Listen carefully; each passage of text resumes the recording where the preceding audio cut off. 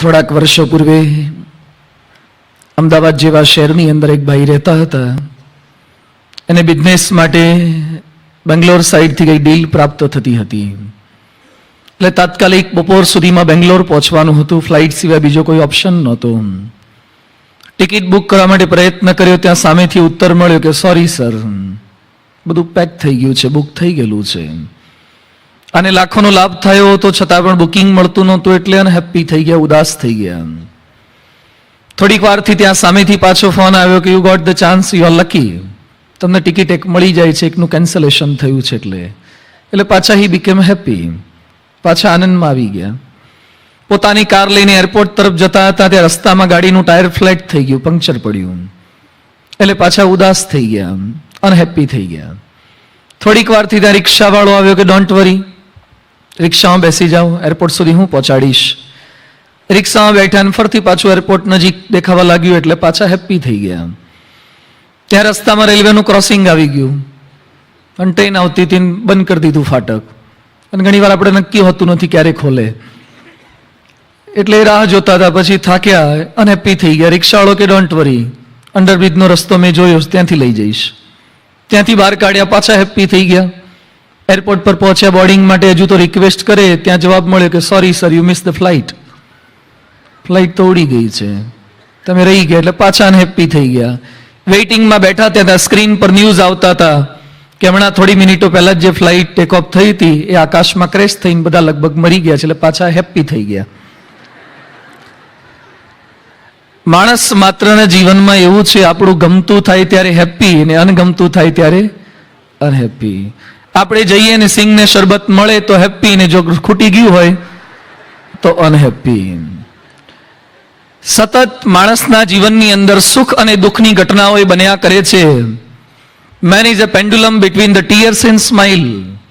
માણસ એક લોલક છે, હર્ષ અને આંસુની વચ્ચે સતત ફર્યા કરે એવું. કેટલાક લોકો સવારે સુખી હોય તો બપોરે દુઃખી થઈ જાય છે. મોટે ભાગે બાળકો સવારના સમયે એને મમ્મી પપ્પા ઉઠાડે ત્યારે દુઃખી જ હોય છે. એના મા બાપ એને હિરણ્યકશ્યપુ જેવા લાગતા હોય, ઉઠાડે ત્યારે દુઃખી હોય. કેટલાક સભામાં આવે ત્યારે સુખી હોય ને બહુ લાંબી ચાલે ત્યારે પાછા દુઃખી થઈ જાય છે. આવું સતત મારા તમારા સૌ કોઈના જીવનની અંદર બન્યા કરે છે. માણસ માત્રના જીવનની અંદર અલગ અલગ પ્રકારની સમસ્યાઓ, ક્યાંક અર્થના પ્રશ્ન છે, ઇકોનોમિકલ ક્રાઇસિસ, ક્યાંક ફિઝિકલ પ્રોબ્લેમ છે. હમણાં જ એક ભાઈ મળ્યા રાજકોટમાં, મને કે અહીં પગમાં કેન્સર નીકળ્યું. બીજા કેન્સરોની વાતો સાંભળી હતી પણ પગના કેન્સરની વાત પહેલી વાર જોઈ. પગ કપાવી નાખવો પડે એવું પરિસ્થિતિ. બચી ગયા ઠાકોરજીની દયાથી. બીજા એક ભાઈ રડતા હતા કે સ્વામી, દીકરીને પરણાવી, 36 વર્ષનો જમાઈ, દીકરી 34 વર્ષની, દુબઈમાં વેલસાઇટ હતા અને અચાનક જમાઈ પાછા આવતા હતા અને સડનલી હાર્ટ કોલેપ્સ થઈ ગયું, ડેથ થઈ ગયું. દીકરી વિધવા થઈ ગઈ એક દીકરા સાથે. આવી અનેક પ્રકારની સમસ્યાઓ પ્રત્યેક વ્યક્તિના જીવનની અંદર સતત આવ્યા કરે છે. ક્યાંક નાની, ક્યાંક મોટી, ક્યાંક થોડો સમયની, ક્યાંક પરમેનન્ટ લેવલની સમસ્યાઓ આવ્યા જ કરે છે. એ પ્રશ્નોની વચ્ચે માણસ ટેન્શન ફ્રી, દુઃખ મુક્ત કઈ રીતે રહી શકે? હળવાશથી રહેવા માટે માણસ શું કરે છે? કેટલાક વ્યસનના રવાડે ચડે છે, કેટલાક સિગરેટ પીવે છે, ગુટખા ખાય છે. એનું એક કારણ એ છે કે લોકોને ટેન્શન છે. અને આપણને પાછો જવાબ પણ એમ આપે છે, ટેન્શન હોય પછી કરવું જ પડે ને. કેટલાક આવું કરે છે, કેટલાક બહાર રખડવા જતા રહે, કેટલાક દારૂના રવાડે ચડી જાય છે, કેટલાક હત્યા કરે, કેટલાક આત્મહત્યા કરી બેસે છે, જાત જાતના ઉપાય અજમાવે છે. આ વખતે અમે લોકો પૂજ્ય ડોક્ટર સ્વામી સાથે સેન હોઝેમાં હતા, કેલિફોર્નિયામાં. ગૂગલ કંપની જોવા માટે ગયેલા. જે જીમેલ ને ઈમેલ આપણે યુઝ કરતા હોઈએ છીએ એની ગૂગલ કંપની છે. સંતો અમે જોતા હતા, અમારી વિઝિટ ત્યાં હતી. એમાં ફર્સ્ટ ફ્લોર પરથી ગ્રાઉન્ડ ફ્લોર પર આવવા માટે elevator is there, staircase is there, lift હતી, બધું જ ત્યાં હતું. પણ બીજી એક વિશેષ રચના જોઈ. ઉપરથી નીચે આવવા માટે એ લોકોએ સ્લાઇડ્સ મૂકેલી, લપસણી. લપસણી અહીંયા રખાય તો બાળ મંદિરમાં હોય, બગીચામાં હોય. લપસણીઓ ગૂગલ કંપનીમાં હોય. તો અહીંયા લપસણી કેમ રાખીશ? મને કે સ્વામી, આખો દિવસ આઈટી નું વર્ક કરીને એવા ટેન્શનમાં આવે છે ને અમારા આઈટી કર્મચારીઓ, એટલે એ લોકોને આદેશ આપ્યો છે કે બહુ ટેન્શન વધી જાય ને ત્યારે એક બે લપસી આવવાનું. લપસે એટલે હાથ પગ પોળા થઈ જાય ને તો થોડુંક ટેન્શન રિલીઝ થાય છે. આવો પ્રયત્ન ગૂગલ વાળા કરી રહ્યા છે. માઇક્રોસોફ્ટની અંદર પ્રયત્ન આવો કરે, જાપાનમાં ટોક્યોમાં એક કંપની છે, ત્યાં કૂતરા રાખ્યા, પેલા પોમેરિયન નાનકડા આવે ને રમાડવાનું બંધ થાય એવા, કૂતરા કેમ રાખેલા છે? $2,000 રેન્ટલ કૂતરા રાખે છે. કૂતરા કેમ રાખવાના? કે આખો દિવસ વર્ક કરીને કંટાળે ને, એટલે કૂતરા પર હાથ ફેરવે ને થોડીક વાર તો ફ્રેશ થઈ જાય. એ ઘણા સભામાં કંટાળે છોકરા રમાડે, ફ્રેશ થઈ જાય. ચેન્જ જોઈએ આમ માણસને. આ રીતે માણસ ટેન્શન રિડ્યુસ કરવાના પ્રયત્ન કરે છે. પણ હવે પ્રશ્ન એ થયો છે, કૂતરાઓને ટેન્શન થાય છે. તમને કૂતરાઓને ટેન્શન? હા, ન્યુયોર્કમાં મેં પેલા સંજયના સ્ટોર પર જઈ આવ્યા, એક સિરપ બહાર પડ્યું છે, $9.99 સિરપ છે, સ્ટ્રેસ ફ્રી સિરપ. કૂતરાઓને જે ટેન્શન થાય ને એને ફ્રી કરવા માટેનું એક સિરપ છે, કૂતરાને પીવડાવવાનું. કૂતરાને શેનું ટેન્શન? એમાં અમેરિકાને કૂતરાને થાય. ભારતના માણસો કરતા વધારે લક્ઝરી ત્યાંના કૂતરાઓ ભોગવતા હોય ને એવું થોડુંક લાગે.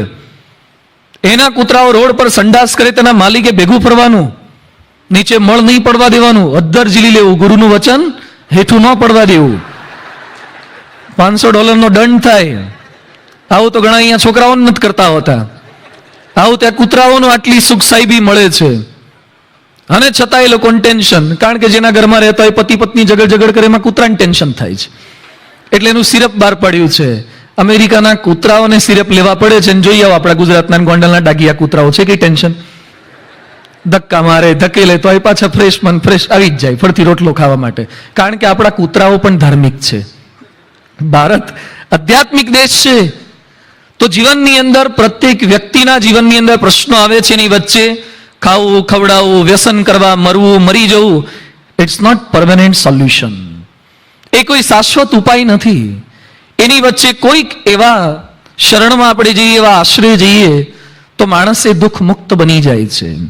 જેમ દેવું થઈ ગયું હોય ને અંબાણી પરિવાર આપણને દત્તક લઈ લે તો પછી કોઈ ટેન્શન રહેતું નથી. એમ જીવનની અંદર નાના મોટા ગમે તેવા પ્રશ્નોની અંદર સર્વોપરી ભગવાનનું શરણ જો આપણે ગ્રહણ કરીએ તો આપણા પ્રશ્નોની વચ્ચે પણ આપણે સ્થિર રહી શકીએ છીએ. ગાંધીજી એમ કહેતા કે રામ નામ એ મારે સારું અમોઘ ઔષધ છે. સારામાં સારી મેડિસિન ગાંધીજી રામ નામને કહેતા હતા. કદાચ ગાંધી બાપુની વાતો તો વર્ષો પૂર્વેની કહી શકાય, પણ અત્યારે વર્તમાન સંદર્ભમાં પણ કેટલા બધા બિઝનેસમેનના જીવનમાં પણ આ ભગવાનના નામનો, ભગવાનના શરણનો મહિમા આપણને અનુભવાય છે. પેપ્સીકોલા, સમગ્ર વિશ્વની અંદર આ પેપ્સીકોલાની કંપની છે. એના ચેરપર્સન છે, એનું નામ છે ઇન્દ્રા નુઈ બાહોશબાઈ છે. 1,25,000 જેટલા કર્મચારીઓના હાથ નીચે વર્ક કરી રહ્યા છે. એ ઇન્દ્રા નુઈનો ઇન્ટરવ્યુ વચ્ચે મેં વાંચેલો. એ બાઈએ પોતાના ઘરની અંદર ગણપતિની મૂર્તિ રાખી છે, ભગવાનનું નામ જપે છે. એની દીકરીની પરીક્ષા હતી, તિરુપતિ બાલાજીની માનતા માનેલી. એને ખબર છે કે જીવનની અંદર કેટલાક સંજોગો એવા આવશે જેની અંદર આપણી બુદ્ધિ કાંઈ જ કામ નહીં લાગે. સચિન જેવો સચિન પણ વર્લ્ડ કપની ફાઇનલમાં ના પણ રમી શકે, ના રમી શકાય. ઇટ ડઝન્ટ મીન કે તમે સચિન છો એટલે દર વખતે રમી શકો. એમ તમારું ગમે તેટલો મસલ પાવર હોય, મની પાવર હોય, માઇન્ડ પાવર હોય, મેન પાવર હોય, દર વખતે આપણા બુદ્ધિબળથી, સત્તાબળથી બધા સોલ્યુશન નથી મળતા. એ સમયે ભગવાનનો આધાર, જે સતત આપણને મોટિવેશન આપ્યા કરે. આ ઇન્દ્રાનું એ વાત કરે છે. એને પ્રશ્ન પૂછ્યો કે ગણપતિ આગળ દીવો કરવાથી તમને શું લાભ થાય છે? એ કે ગણપતિમાં ફેરફાર થાય છે. આ બાઈ બોલ્યા કે દીવો કરવાથી ભગવાનમાં ફેરફાર નહીં, પણ ભગવાનની ભક્તિ કરતા હોય ભક્તમાં ફેરફાર થાય છે. એના માટે ભગવાનને મેં દીવા કરીએ છીએ, એના માટે ભગવાન સમક્ષ અગરબત્તીઓ કરીએ છીએ. ઝી ટીવીના માલિક સુભાષચંદ્ર ગોયલ દર વર્ષે 15 દિવસ રિટ્રીટમાં જાય છે. વિડીયોકોનના માલિક વેણુગોપાલ દૂત રોજ સવારે અડધો કલાક એ આ હરે રામ હરે કૃષ્ણનો જપ એ રેગ્યુલર પોતાના જીવનની અંદર કરે છે. ઓલિમ્પિક રમાઈ હતી ચાઇનામાં, બેઇજિંગની અંદર. એમાં જેને સિલ્વર મેડલ પ્રાપ્ત થયેલો રાજ્યવર્ધન રાઠોડ એનો ઇન્ટરવ્યુ વાંચતો હતો, ઇન્ડિયાના હતા. એને પ્રશ્ન પૂછ્યો કે આ કોઈ પણ રમતની અંદર તો સ્ટ્રેસ બહુ ઉત્પન્ન થાય નહીં. આપણે વર્લ્ડ કપની અંદર જેવા સ્ટેડિયમમાં આવે પીચ પર, અને તરત જ આપણા ઇન્ડિયન્સ બધા કે સિક્સર ધોની, આપણે ઉતરીએ જ ખબર પડે કે એમની સિક્સર વાગે. દર વખતે કઈ સિક્સરો વાગે નહીં. એટલે આ લોકોને સતત સ્ટ્રેસ ઉત્પન્ન થાય. આ રાજ્યવર્ધન રાઠોડને પૂછ્યું કે આવા સંજોગોમાં સ્ટ્રેસ ફ્રી રહેવા માટે તમે શું કરતા હતા? એને શું વાત કરી? There have been times the only chanting of simple Om. ખાલી ઓમનું રટણ કરતો હતો અને મારું બધું સ્ટ્રેસ રિડ્યુસ થઈ જતું હતું. આ તો ઓલિમ્પિકના ખેલાડીઓ બોલે છે. વિશ્વના કેટલાય સફળ લોકોના અનુભવો છે કે ભગવાનના શરણમાં જે વ્યક્તિ જાય છે, યંત્ર કે તંત્ર નિષ્ફળ નીવડે ત્યારે મંત્ર એ કારગત થતું હોય છે. એવા સર્વોપરી સ્વામિનારાયણ ભગવાન જેની પ્રાપ્તિ આપણને થઈ છે એની વાતો પૂજ્ય વિવેક સાગર સ્વામીના પ્રવચન દ્વારા અને એક સુંદર સ્કીટ દ્વારા આપણે માણી. આપણા ભગવાન તો સર્વોપરી છે, પણ એ ભગવાને આપેલો મંત્ર એ પણ સર્વોપરી છે. કેટલાક બહુ મોટા માણસો હોય, મોટા માણસની હાજરીથી પણ કેટલાક કામ થાય, અને મોટા માણસ હાજર ન હોય ત્યારે એના નામથી કેટલાક કામ થાય. કેટલાક લોકોને આપણે કહીએ ને કે અહીંયા ઉતારે અથવા વ્યવસ્થા કરી આપો, તો આપણે શું કહીએ છીએ, મારું નામ દેજો ને અંદર જવા દે છે પંડ્યા સાહેબ. અમે રાજકોટથી કઈ મોકલે કે આપણું નામ દેજો ને. અમારા નામથી ક્યાંક જો એન્ટ્રી મળતી હોય તો સ્વામિનારાયણના નામથી કેટલી એન્ટ્રીઓ મળતી હોય. નામથી, આપણા નામથી થોડા કામ થતા હોય છે, તો સ્વામિનારાયણ ભગવાનના નામથી કામ થાય છે. એ સર્વોપરી ભગવાન છે. શ્રીજી મહારાજે અનહદ કૃપા કરી. એમના આગળ તો ઘણા બધા નામ હતા, પણ છતાં એમણે સ્વામિનારાયણ એવું વિશેષ નામાભિધાન ગ્રહણ કર્યું. એ સ્વામિનારાયણ મંત્રની ભેટ સંવત 1858 માક્ષરવદી એકાદશીના દિવસે એમણે આ ભેટ આપી. રામાનંદ સ્વામીના આશ્રમમાં આમ તો ઓમ નમો ભગવતે વાસુદેવાય, ઓમ નમો શિવાય કે ગાયત્રી મંત્ર એનો જાપ થયા કરતો હતો. પણ શ્રીજી મહારાજે, નારાયણ મુનિએ એક વિશિષ્ટ મંત્ર, ષડક્ષરી મહામંત્ર, સ્વામિનારાયણ મહામંત્રની ભેટ આપી દીધી. ભક્તે સહિત ભગવાનની ઉપાસના આ મંત્રની અંદર છુપાયેલી છે. પૂર્વે નામ તો ઘણા હતા, પરંતુ જેમાં ભક્તે સહિત ભગવાનની વાત આવતી હોય એવું કોઈ નામ નહોતું. સ્વામીના સહિત નારાયણ ઇતિ સ્વામિનારાયણ. ભક્તે સહિત ભગવાન, જેમ રાધા કૃષ્ણ, જેમ લક્ષ્મી નારાયણ, એ રીતે સ્વામિનારાયણ. નારાયણના ચરણમાં બેસવું હોય તો સ્વામી જેવા થવું પડે. બ્રાહ્મી સ્થિતિ પ્રાપ્ત કરીએ તો પરબ્રહ્મ એના શરણમાં આપણને રાખે. એ ઉપાસના એ સ્વામિનારાયણ મંત્રની અંદર છુપાયેલી છે. એવો અદ્ભુત મંત્ર એ આપણને સર્વેને આપ્યો, અને મંત્રનો મહોત્સવ પણ આપણે ગઢપુર મુકામે ઉજવેલો. મંત્રનું રટણ પણ આપણે સૌએ કરેલું. આજે વર્ષો પછી દેશ વિદેશની અંદર એ સ્વામિનારાયણ મંત્રના જે ડંકા વાગી રહ્યા છે, ફણેણી જેવા નાનકડા એક ગામની અંદર અપાયેલો મંત્ર આજે યુનો સુધી કે વિશ્વના ખૂણે ખૂણે પહોંચી વળ્યો છે. આ વખતે અમે ટરોરોથી આ બાજુ એલ્ડોરેટથી ટરોરો બાજુ એન્ટર થતા હતા યુગાન્ડામાં. ઇમિગ્રેશન બોર્ડર પર હતા, તે એક મુસ્લિમ છોકરો કેળા વેચતો હતો. એટલે અમે ફ્રી હતા, કારણ કે અંદર વિધિ કરવા માટે ગયેલા પાસપોર્ટ ને બધું લઈને. એટલે મેં છોકરાને નજીક બોલાવ્યો, એનો સંપર્ક કર્યો. પછી એની સાથે બધી વાતચીત કરતો હતો. મેં કીધું તને સ્વામિનારાયણનું ખબર છે કંઈ? હા કે આઈ નો સ્વામિનારાયણ. તો સ્વામિનારાયણ તું કેમ ન ઓળખે? આ બાજુ આફ્રિકાનો એક કાળિયો છોકરો મને કે ટ્રક પર ક્યાંક લખેલું જોયું છે મેં. આફ્રિકાના ટ્રકો પર સ્વામિનારાયણ મંત્ર આપણા કેટલાક ભક્તો કે ગુણભાવીઓ લખવા માંડ્યા. ત્યાં પણ સ્વામિનારાયણ નામનો જય જયકાર થવા માંડ્યો છે. અમેરિકાની અંદર કેટલાય શહેરોની, કંપાલામાં શહેરનું નામ, પેલા સ્ટ્રીટનું નામ સ્વામિનારાયણ માર્ગ, શિકાગોમાં, ચેરી હિલમાં ક્યાંક સ્વામીના નામ પરથી, ક્યાંક મહારાજના નામ પરથી સ્વામિનારાયણ નામનો ઉદ્ઘોષ, વિશ્વ વિજય સમગ્ર વિશ્વની અંદર થઈ રહ્યો છે. એ આપણો મંત્ર છે. એક અસ્મિતા, એક ગૌરવ આપણા સૌ કોઈના હૃદયની અંદર ઉદય થાય, એના માટે આ શિબિર છે, એના માટે આ વક્તવ્ય છે, એના માટે આ વ્યાખ્યાન છે. મંત્ર તો દરેક લોકો પાસે હોય, પણ ઘણીવાર મહિમા નથી હોતો. શરૂઆતમાં આપણને મહિમા હોય. જેમ મંત્ર મહોત્સવ સ્ટાર્ટ થયો ત્યારે બધાએ આપણે પેલી મંત્રપોથીઓ લીધી હતી. મંત્રપોથી લઈ લે, પુઠ્ઠા ચડાવે, કેટલાક પ્લાસ્ટિકના ચડાવે, કેટલાક ખાખી પુઠ્ઠા ચડાવે, સરસ ટ્રાન્સપરન્ટ ચડાવે, નામ બામ લખે, લાલ પેન લઈ આવે પાયલોટની એડજલની, અને પહેલા પાના પર લખે સ્વામિનારાયણ મંત્ર. પહેલા પાનાના મંત્ર લેખન જોજો તમે, કેટલા સુંદર હોય. જાણે હેન્ડરાઇટિંગની કોમ્પિટિશનમાં પાર્ટિસિપન્ટ થયા હોય ને એટલા સારા અક્ષર કાઢ્યા હોય. અને પછી છેલ્લા પાના જોજો, એના ઉંદેડાએ લીંડીઓ પાડી હોય ને એવા અક્ષર ગણન થઈ ગયેલા હોય. સ નીચે હોય ને અણ તો ઉપર ચડી ગયો હોય ને. ગરડા મંત્ર મહોત્સવ વખતે જ અમે ગયેલા, થોડાક દિવસો પહેલા પ્રચારને સભાઓ કરવા. એમાં એક ભાઈ મંત્રપોથી લખતા હતા. તે મને આશ્ચર્ય થયું, કઈ રીતે મંત્રપોથી 2 પેનો લઈ અને લખતા હતા. 2 પેનો કેમ ના? 2 હાથમાં નહીં, પાછું એક જ હાથમાં 2 પેન. એને શું કરેલું? 2 પેનનું વેલ્ડિંગ કરેલું અને વેલ્ડિંગ કરીને લખતા હતા. બધું આ શું કરો છો? મન કે નીચેની લાઈનમાં લખીએ ને એટલે ઉપલી એની જાતે લખાઈ જાય છે. 2 પેનનું વેલ્ડિંગ કર્યું હતું એટલે નીચેની લાઈનમાં લખે ને તો ઉપરના એની જાતે લખાઈ જાય. બધું આવા ધંધા કરાય? મન કે નિયમ લેતા લેવાઈ ગયો, પતે એવું લાગતું નથી. કે સમજે છે મંત્રને કે સ્વામિનારાયણ મંત્ર સર્વોપરી છે, પણ જોઈએ એવો યથાર્થ મહિમા હજુ લોહીમાં કે રગે રગમાં દ્રઢ નથી થયો. વસ્તુ તો દરેક પાસે હોય છે, પણ એનો મહિમા સમજો. We are like donkey doesn't know what it carries. યથા ગર્દભ ભારવાહી ભારસ્ય વેતાના તુ ચંદનસ્ય. વસ્તુ તો આપણી પાસે હોય છે, પણ બાળકના હાથમાં ચિંતામણી હોય એવું થતું હોય છે. એટલે જે મંત્રનું આપણે રટણ કરીએ છીએ એ મંત્રનો લાભ શું છે, અનિવાર્યતા શું છે, એ મંત્રની અસર શું થઈ શકે છે, એ મહિમા આપણા મનમાં દ્રઢ થાય. કારિયાણી ગામે શ્રીજી મહારાજ પસાર થતા હતા. વસ્તા ખાચર બધા સાથે હતા અને એક બાઈ પોતાના નાનકડા પૌત્રને કે મંત્ર શીખવાડે છે કે બેટા બોલ સ્વામિનારાયણ. આવા જોડાક્ષરી મંત્ર છે, સ અડધો આવે છે ને બધું બોલતા ફાવે નહીં. નાનકડા બાળકને તો ભૂ ને એવું બધું કંઈક સરળતાથી શીખી શકાય. પેલી બાઈ પ્રયત્ન કરે કે બેટા બોલ સ્વામિનારાયણ. એટલે બેટો સ સુધી બોલે ને પાછી હવા નીકળી જાય, વ સુધી પહોંચે ને પાછું બંધ થઈ જાય. ખૂબ પ્રયત્ન કરાવ્યો અને છેવટે બેટો બોલી ગયો કે માં સ્વામિનારાયણ. જેવો સ્વામિનારાયણ બોલ્યો એની માએ ઓવાણા લીધા અને કહે છે બેટા તું 4 વેદ, 6 શાસ્ત્ર, 18 પુરાણ એ બધું જ ભણી ચૂક્યો. આપણા દીકરાનું ભણતર ક્યારે કહેવાય? જ્યારે રિમોટ કંટ્રોલ વાપરતું થઈ જાય ને, વિડીયો ગેમ રમતો થઈ જાય, એને આઈફોન વાપરતો થઈ જાય. એટલે ઘણા ગૌરવ લે છે કે સ્વામી મારો દીકરો બહુ સ્માર્ટ, હો, જાતે કમ્પ્યુટર ઓપરેટ કરતો થઈ ગયો, નાનો હોય તો એ માઉસ ફેરવતો થઈ ગયો. માઉસ ફેરવતો થઈ જાય એ દીકરા દીકરીની બુદ્ધિ વિશેષતા નથી. એ બાળપણથી એના જીભ ઉપર સ્વામિનારાયણ મંત્ર રમવા માંડે ને એ સ્વામિનારાયણના હરિભક્તના દીકરાઓની વિશેષતા છે. શ્રીજી મહારાજે સાંભળ્યું.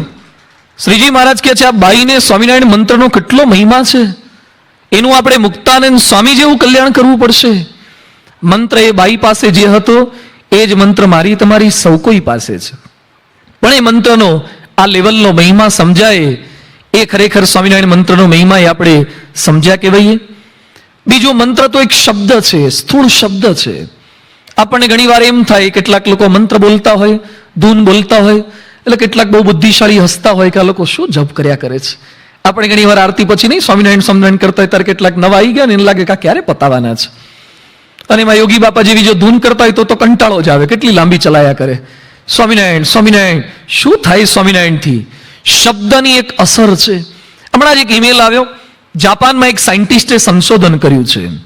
એને શું સંશોધન કર્યું કે પાણી ઉપર શબ્દની શું અસર થાય છે. એટલે એક બાઉલ, ગ્લાસનું બાઉલ આવે કાચનું, એની અંદર પાણી ભર્યું, બીજા એક બાઉલમાં પણ પાણી ભર્યું.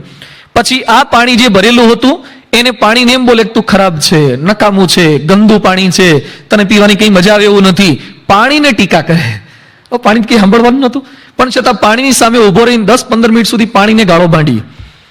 પછી આ બાજુનું પાણી હતું, એને એમ કીધું કે તું તો બહુ સારું છે, તારા જેવું કોઈ પાણી નહીં, કેટલું ઠંડુ છે, કેટલું નિર્મળ છે. પાણીને એપ્રિસિએશન કર્યા, વખાણ કર્યા.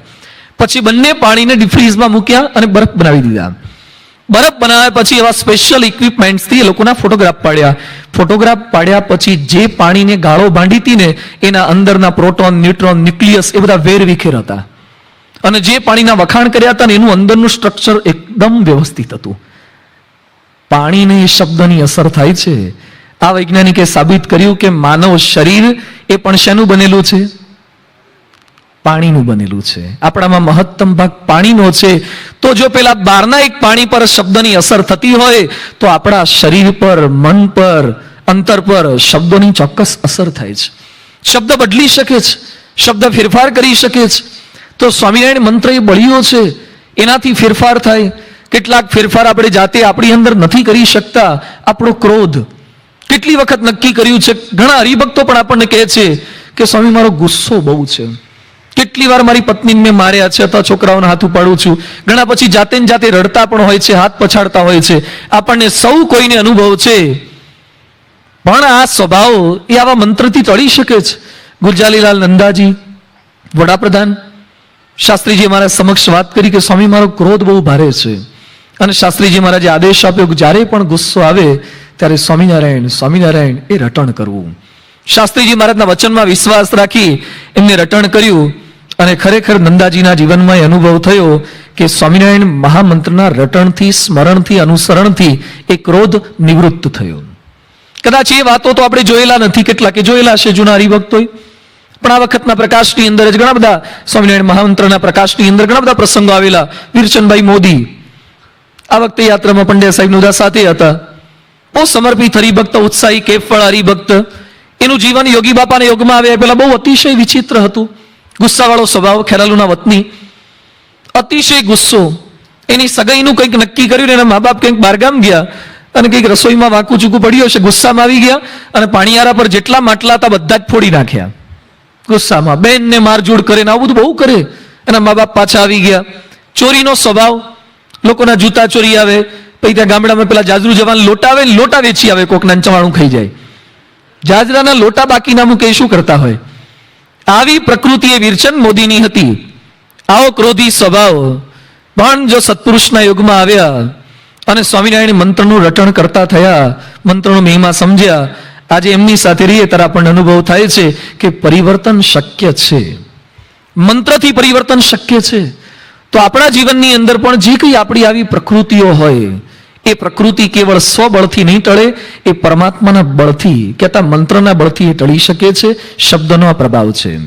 બીજું, જીવનની અંદર કેટલાક સંજોગો કટોકટીના એવા ઊભા થાય છે જે સમયે આપણું બુદ્ધિબળ કામ લાગતું નથી, એ સમયે પણ મંત્ર એ કારગત નીવડે છે.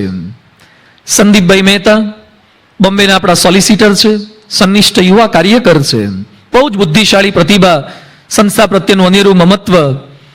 એમણે એ પ્રકાશની અંદર ઉલ્લેખ કર્યો, સારંગપુર આવેલા ત્યારે એમનો ઇન્ટરવ્યુ લીધો તો એ સમયે પણ પોતે બોલેલા કે અનેક વખત સુપ્રીમ કોર્ટની અંદર અથવા તો બીજી કોર્ટની અંદર હાજર રહેવાનું થાય અને દર વખતે કે આપણા કરતા ઓછી બુદ્ધિવાળા જ વકીલો એવું ન બને, ક્યારેક બુદ્ધિશાળી વકીલો પણ આવી જાય.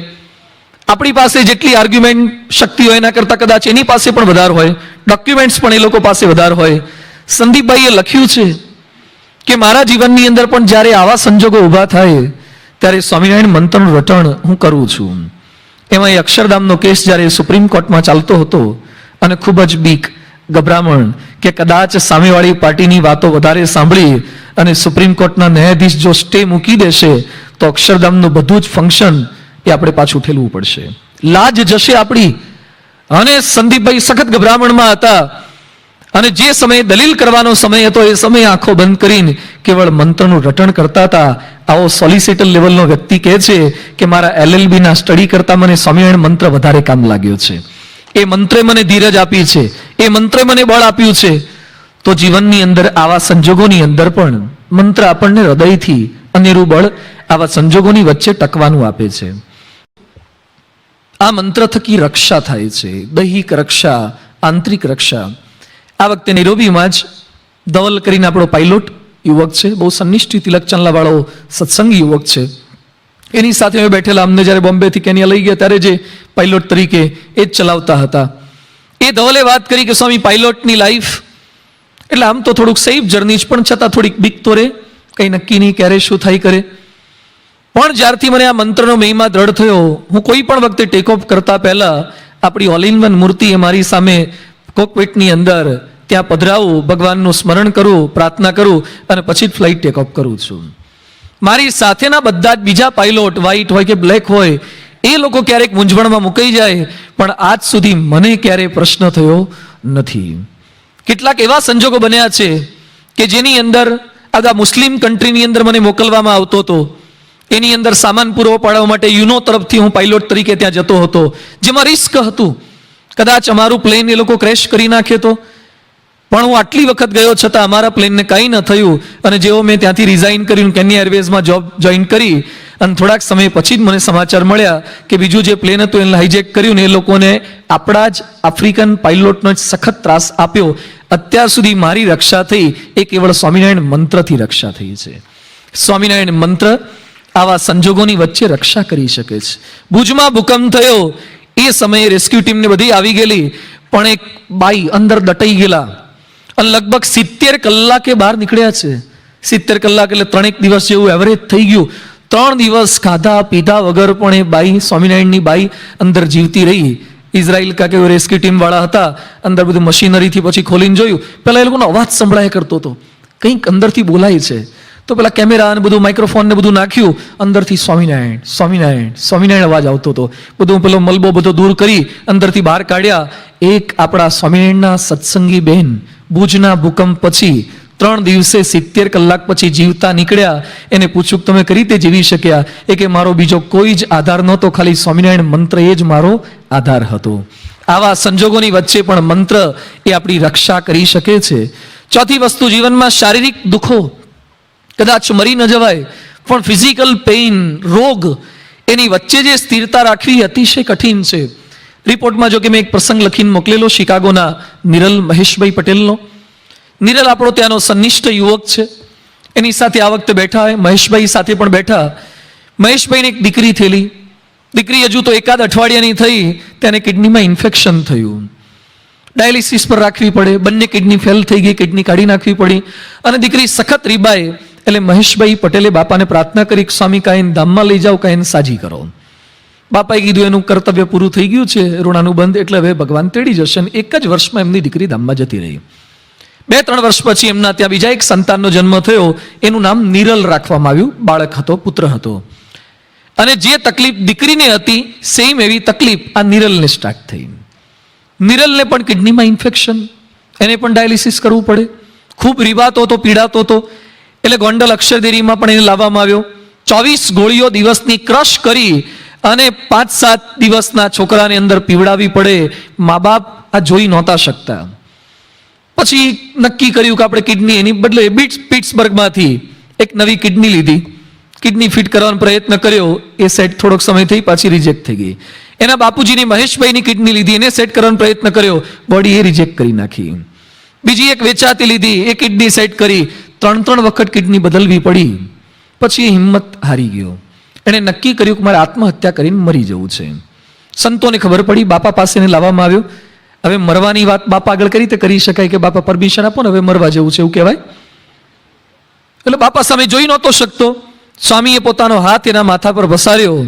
સ્વામી માથે હાથ ફેરવતા કે આંખમાં આંખ વેળવી અને સ્વામીએ બળની વાતો કરી. સ્વામી કે મહારાજ આપણી સાથે છે. નિરલ ગભરાય છે કેમ? અને ત્યાર પછી એની અંદર એવું અનેરું બળ પ્રગટ થયું. પછી તો એની મમ્મીની પણ કિડની બીજી પાર્ટીને આપી અને થર્ડ પાર્ટીની કિડની એને લીધી. એના ઘરમાં 3 સભ્યો છે, 3 સભ્યો એક કિડની વાળા થઈ ગયા છે. એને પપ્પા કે નિરલ હવે અમારી એક જ વધી છે, એટલે હવે મળશે નહીં. મજાકમાં ઘરમાં આવી વાતો કરે. 3 સભ્યો એક જ કિડની વાળા થઈ ગયા છે. છતાં પણ એ નિરલ શિકાગો મંદિરના ઓડિયો વિડીયો ડિપાર્ટમેન્ટમાં સેવા કરે છે. એની મમ્મી શાયોનામાં સેવા કરે.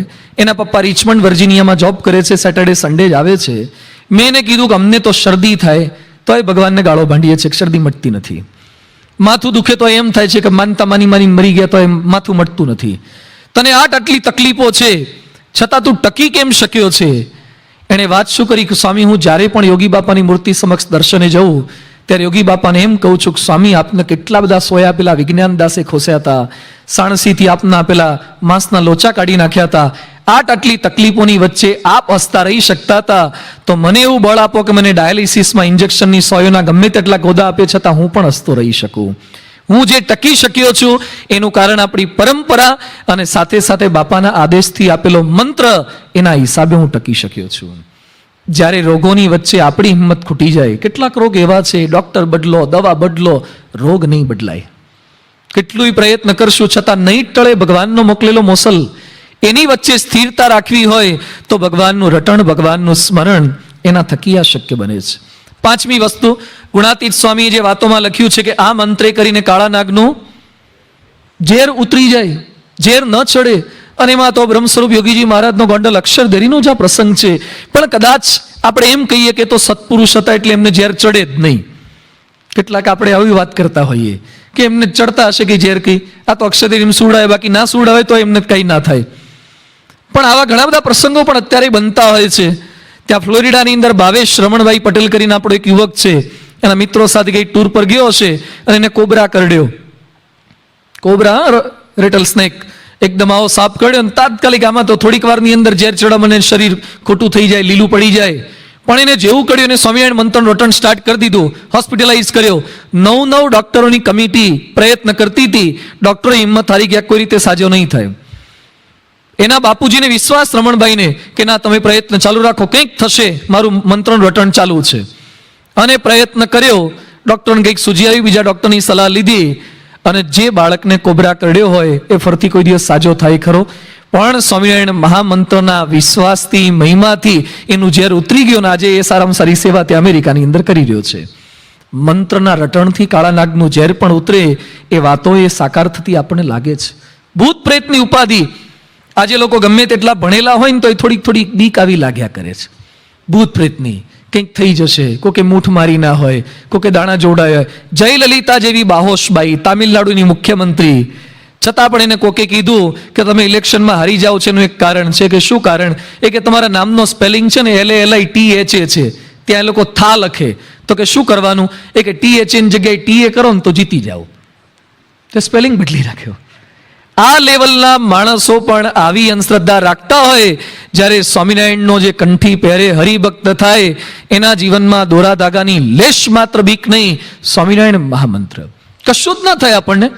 આવા અગણિત ભૂત પ્રેતાદિકથી મુક્ત થયેલા હરિભક્તોના પ્રસંગો છે. તિથલમાં જન્મજયંતિ હતી 99માં, અને એમાં જગ્યા તો સરસ મળી ગઈ. હવે જગ્યાની નજીકમાં સંતોનો ઉતારો હોય તો ડેકોરેશન, સભા વ્યવસ્થા બધા સેવામાં જઈ શકે. ઉતારો ચેક કરતા હતા, એમાં બધાને પૂછ્યું એ બાજુ કે અહીંયા ભાઈ કોઈનું ખાલી મકાન છે, મારે એકાદ મહિના સંતોને આ વ્યવસ્થા માટે રહેવું છે. એટલે બંગલો બહુ જ મોટો હતો.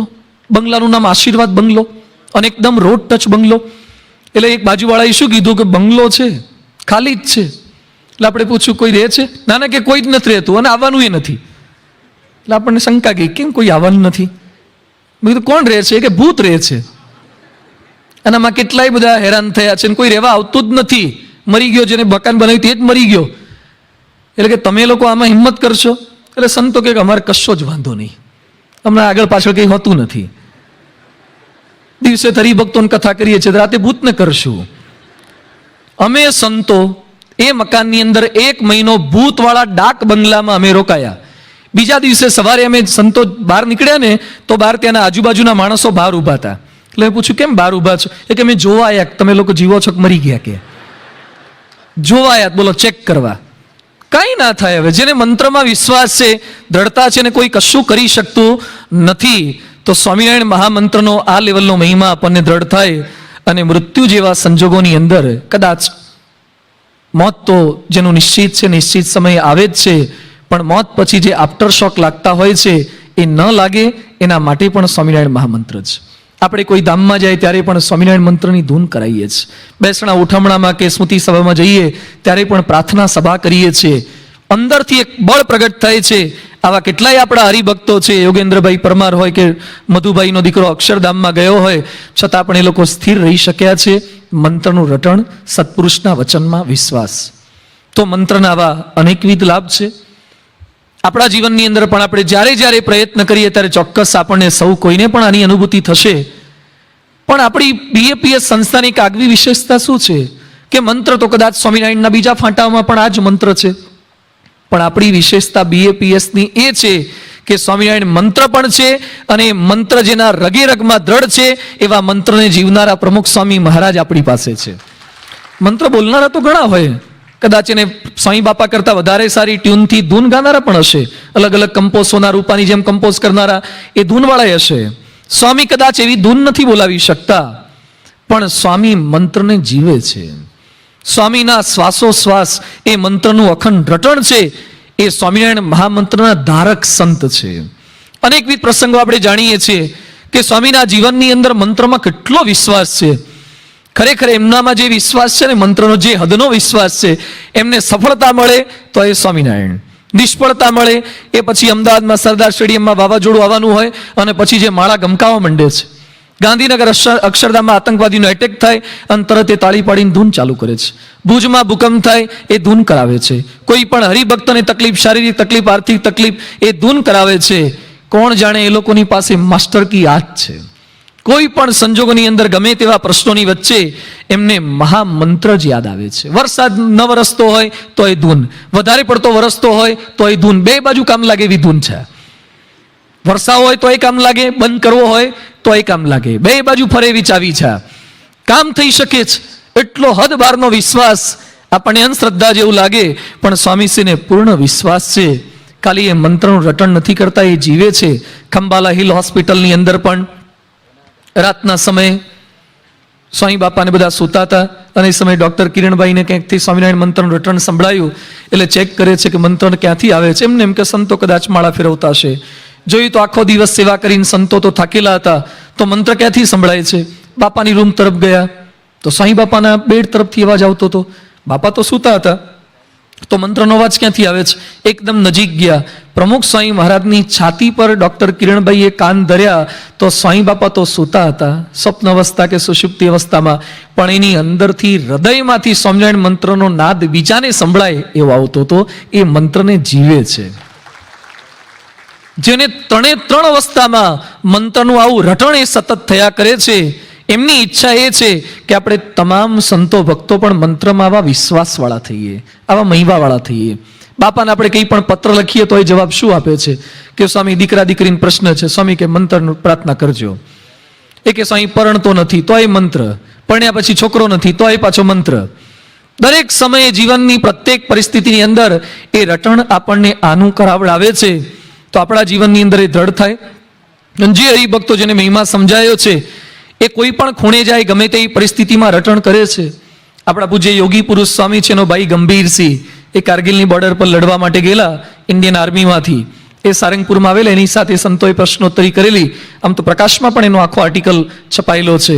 એણે વાત કરી કે સ્વામી ત્યાં ઠંડી તો -30 ઉપર તો ઠંડી હોય, એની વચ્ચે બરફને ઓગાળીને પાણી પીવાના હોય, અને ગમે ત્યારે આતંકવાદીઓનો બોમ્બાર્ડિંગ ને મિસાઇલ ને લોન્ચર ને બધું એ સતત ચાલુ હોય. એની વચ્ચે અમારી બાજુમાં જ બોમ્બ બ્લાસ્ટ થતા હોય અને ગભરાઈ જવાય, મોતને હાથમાં રાખી અને સતત લડવાનું હોય. એવા સંજોગોમાં પણ આપણો યુવક ત્યાં મંત્રનું રટણ સ્મરણ એ ત્યાં કરતો હતો. મંત્રનું રટણ ક્યાં ક્યાં થઈ શકે? કારગિલમાં લડવા ગયા હોય ને તોય ભજન થઈ શકે, પાકિસ્તાન વાળાની ગોળીબાર થતા હોય ને ત્યાં પણ રટણ થઈ શકે. સત્યમ મહેતા છે આપણો એટલાન્ટાનો, એની વાઈફે ત્યાં એલેના આપણા હરિભક્ત ડૉક્ટરની દીકરી છે, એ તો ત્યાં ઈરાક ઈરાનમાં અફઘાનિસ્તાનમાં લડવા માટે ગયેલી. આપણી અમેરિકાની એક દીકરી છે પણ છતાં આર્મીની અંદર એ છે. એવા સંજોગોની વચ્ચે પણ એને ત્યાં સ્વામિનારાયણ મંત્રનું રટણ કરેલું, અને એ જે સેફેસ્ટ પાછી આવી એનું કારણ એ જણાવે છે કે મંત્ર મારી સાથે હતો. તો આપણા દીકરીઓ કે દીકરાઓ આવા સંજોગોની વચ્ચે રટણ કરે છે. તો આપણા સૌ કોઈના જીવનમાં આવું રટણ થાય. એમાંય ઘણા બધા હરિભક્તો તો ખરેખર એક રોલ મોડલ જેવા છે રટણની અંદર. અમદાવાદમાં ડૉક્ટર મધુભાઈ છે, કદાચ કેટલાક હરિભક્તો ઓળખતા હશે, બહુ જૂના ભક્ત છે. અમદાવાદમાં જઈએ ત્યારે સવારની કથા પછી ઓલવેઝ એ મંદિરમાં ઠાકોરજીના ખંડ સમક્ષ એ મંત્ર રટણ કરવા માટે સ્વામિનારાયણ સ્વામિનારાયણ બોલવા માટે બેઠા જ હોય. ડૉક્ટર તેજસ છે ને અમદાવાદમાં, અને આખા ભારતમાં પ્રખ્યાત ડૉક્ટર, આમ તો વિશ્વ લેવલ એમની ખ્યાતિ છે હાર્ટ સ્પેશિયાલિસ્ટમાં. એ ડૉક્ટર તેજસના એ પિતાશ્રી થાય. એમના માતુશ્રી એટલે ડૉક્ટર તેજસના માતુશ્રી ધામમાં ગયા, અને એ સમયે ડૉક્ટર મધુભાઈને સ્વામિનારાયણ મહામંત્રની ભેટ મળી. મંત્રના રટણથી પોતે સ્થિર થયા. આજે એમનું સમગ્ર જીવન એ મંત્રમય થઈ ગયું છે. કલાકો સુધી ઠાકોરજી પોઢે ત્યાં સુધી ઠાકોરજી સમક્ષ બેઠા હોય અને સતત રટણ કર્યા કરે છે. એક દિવસની 500, 700 માળા ફેરવે છે. મંત્રનું રટણ, મંત્રનું સ્મરણ એ સતત કરે છે. એ પોતે બોલ્યા કે અત્યાર સુધી હું જે કંઈ સ્થિર રહી શક્યો છું અને જે કંઈ ભગવાનના સુખની થોડી ઘણી આંશિક અનુભૂતિ થાય છે એ આ મંત્રમાં વિશ્વાસથી, મંત્રના રટણથી આ શક્ય બન્યું છે. તો ગૃહસ્થાશ્રમમાં રહીને પણ ભક્તો એ કરી શકે છે, વ્યવહાર કરતા કરતા પણ કરી શકે છે. તો આપણે સૌ પણ આપણા જીવનની પ્રત્યેક પરિસ્થિતિ વચ્ચે આ મંત્રનો આવો મહિમા સમજીએ અને એનું અનુસરણ એ સતત કરતા થઈએ. કઈ કઈ રીતે આપણે કરી શકીએ? તો રોજ સવારે આપણે આ પૂજા કરીએ છીએ, માળા તો ફેરવીએ જ છીએ, પણ થોડીક માળાની ક્વોલિટી આપણે સુધારીએ. સ્વામિનારાયણ ઘણાને બોલાતું જ નથી હોતું. ઘણા શું કરે, લાકડા પેલું માળા ફરતી હોય આમ ફર્યા કરે પણ મોઢું ફલતું જ ન હોય. આપણને સંતોષ થાય કે સ્વામિનારાયણની માળા ફેરવી, એ રટણ નથી. ઘણીવાર આપણે કહીએ છીએ કે અમે માળા ફેરવીએ છીએ તો એ લાભ કેમ નથી થતો? ઘણીવાર આપણી કેવળ માળા ફરે છે, ન તો જીભ હલે છે, ન તો મન હલે છે. તો એમાં કંઈક સુધારો થઈ શકે. માળામાં મન લાગે, વ્યવસ્થિત મન સાથે પરોવી અને આપણે એનું રટણ ને બધું કરતા થઈએ. કેટલાક ખાલી ફિઝિકલી મોઢેથી બોલતા હોય છે, નહીં સભામાં આપણે બેઠા હોય ત્યારે માળા લઈને બેઠા હોય, સારી વસ્તુ છે, માળા લઈને બેસવું જોઈએ જો અનુકૂળતા હોય તો. અને હવે તો દેશ વિદેશના કિશોરો કિશોરીઓ હરિભક્તો પણ કેટલાક અમે આફ્રિકામાં જોયા, કેટલાક કિશોર કિશોરી માળા લઈને બેઠા હતા. આ ઉંમર તો SMS કરવાની ઉંમર છે, ટેક્સ્ટ મેસેજ કરવાની ઉંમર છે, મેલિંગ કરવાની ઉંમર છે, અને એમાં માળા લઈને બેઠા હતા. એટલે ક્રાંતિ થવા માંડી છે કે BAPSનું યુવાધન એ માળા પકડતું થયું છે. પણ એક ખાલી દૈહિક નહીં, સાથે સાથે મનથી આપણે એટલા જોડાતા જઈએ, આપણી પૂજા એ લેવલની થાય. એમાં ક્યારે કોઈ કાપકૂપ નહીં. એક છોકરાને મેં પૂછ્યું, તારે મેં કીધું પૂજામાં કેટલો ટાઈમ લાગે? મને કે એવું કંઈ નહીં, આપણે લગાડવો એટલો લાગે. ફ્લેક્સિબલ કે યોગી બાપા કહેતા ને, જ્યાં ત્યાં જેવું તેવું જેમ તેમ ચલાવી લેતા શીખવું. ત્યાં સૂત્ર નહીં વાપરવાનું હોય, જ્યાં ત્યાં જેવું તેવું ચલાવી લેતા શીખવું. કાલે જ મને એક બાઈ કહેતા હતા, મને કે અમારા ઘરમાં કોમ્પિટિશન થાય. છે નહીં, મને કે વહેલી પૂજા કોની પૂરી થાય? જો હદ કહેવાય ને, વહેલી પૂજા કોની પૂરી થાય. એક એમાં કંઈક એક વાર ભેગા બેઠા હતા ને, પછી બધા વચ્ચે ચર્ચા થઈ કે વહેલી પૂજા કોની પૂરી થાય. તો કયા પ્રકારનું રટણ થયું હોય? જેને પૂરી કરવાની તાન હોય એમાં મન લાગ્યું હોય ખરું સ્વામિનારાયણ મંત્રની અંદર? તો મંત્રની અંદર મન પરોવાય તો એ મંત્રનો મહિમા સમજ્યા કહેવાય.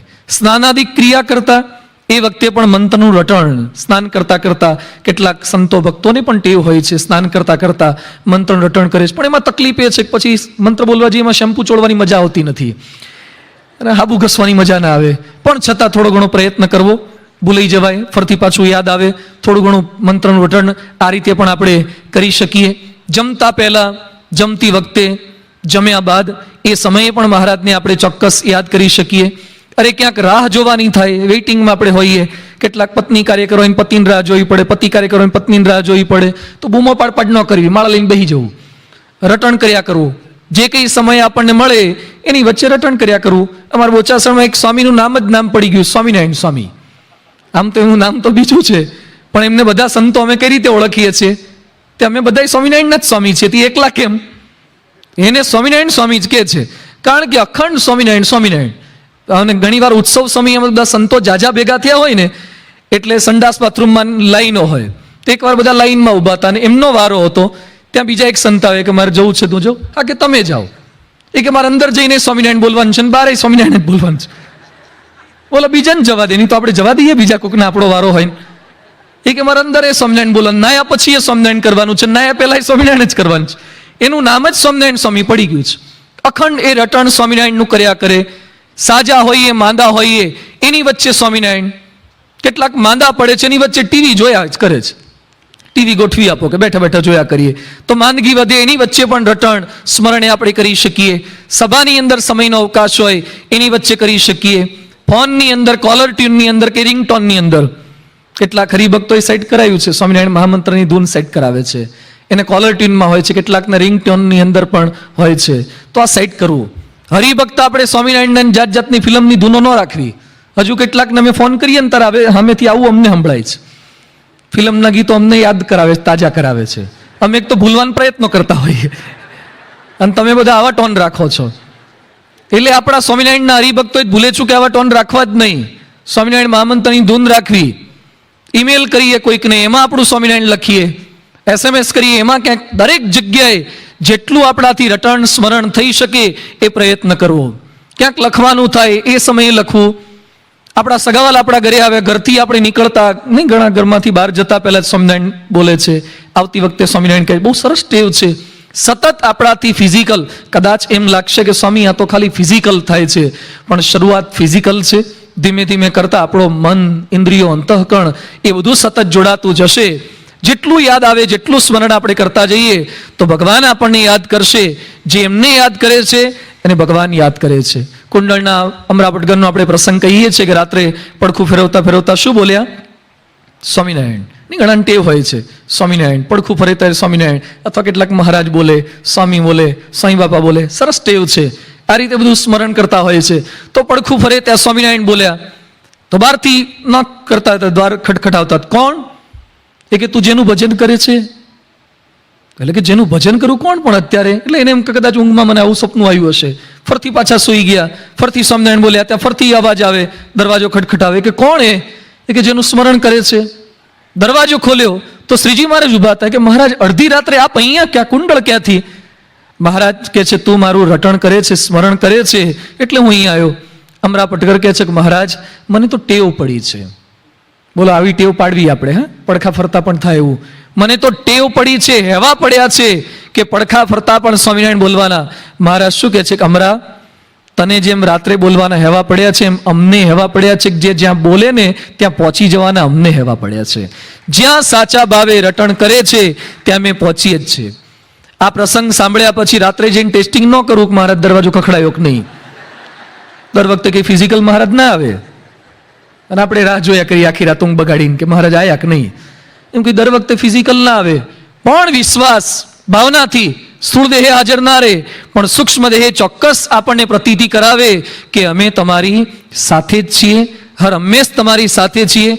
આવો સર્વોપરી સ્વામિનારાયણ મંત્ર એ આપણને પ્રાપ્ત થયો છે, એનો વિશ્વાસ સુદૃઢ આપણો થાય. સાથે સાથે એ મંત્રનો મહિમા સમજતા જઈએ, આપણી રોજિંદી સર્વ ક્રિયાની અંદર એ મંત્રનું રટણ એ સતત કરતા જઈએ.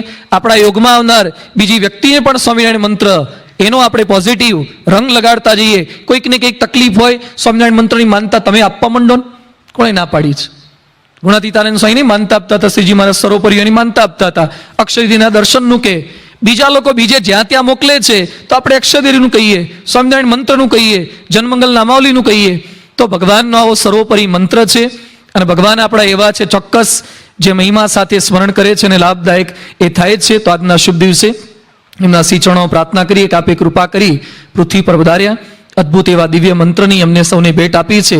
અમારા જીવનના શ્વાસોશ્વાસે, જીવનની ક્ષણે ક્ષણ અને લોહીનો કણે કણ એ મંત્રનો વિશ્વાસ રાખી સતત એનું રટણ સ્મરણ દહે કરીને અને મનથી કરતા કરતા અમારા જીવની અંદર પણ આપનો મહિમા એ સુદૃઢ કરી શકીએ, એ જ આપના શ્રી ચરણોમાં પ્રાર્થના.